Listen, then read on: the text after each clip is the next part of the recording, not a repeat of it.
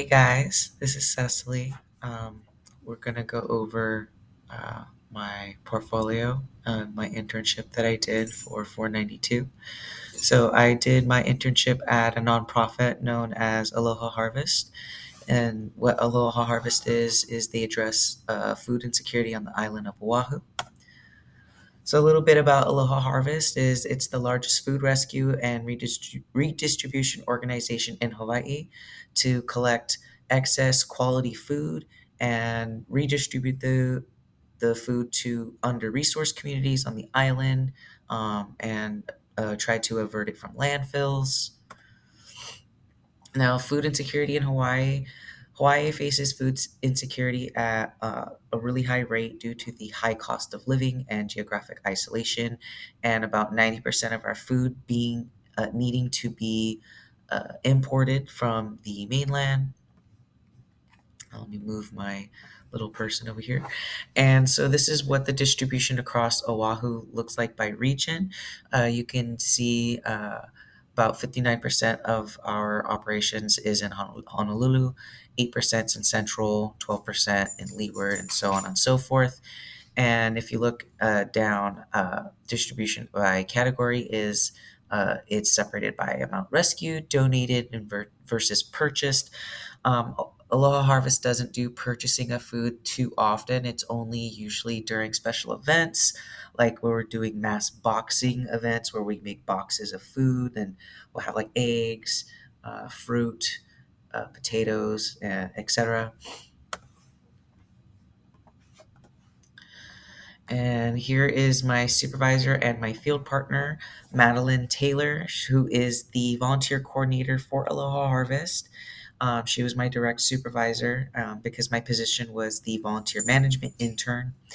And my field partner was Haley Jones. She's the sustainability coordinator for Aloha Harvest. And she had a couple of programs that I helped her, I assisted with her over the summer to ensure there was coverage at the volunteer events.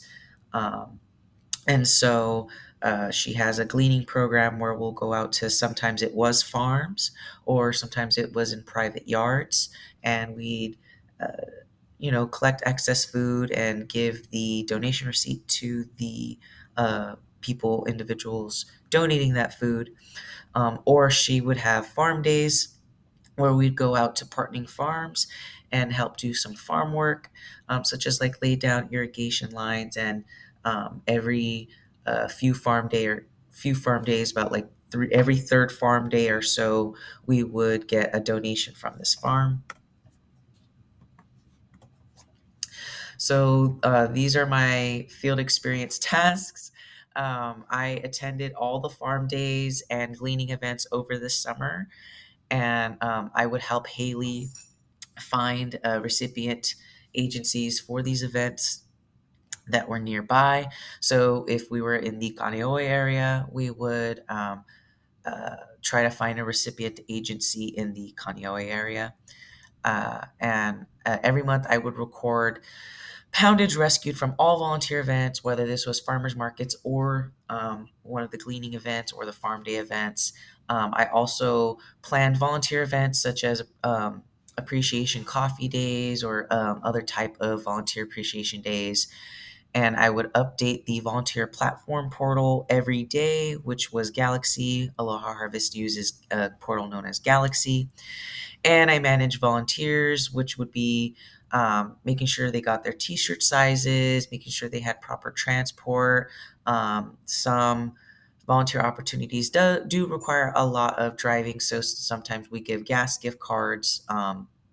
And I did ongoing and daily communications with volunteers. And those are just some of my tasks. I had a lot more tasks I did with my internship at the Aloha Harvest. Here is some of the farm days. This is actually down in the Waimanalo Research Facility, and we helped Rachel Ladrig with Go Farm lay out some irrigation lining in her plot of kalo.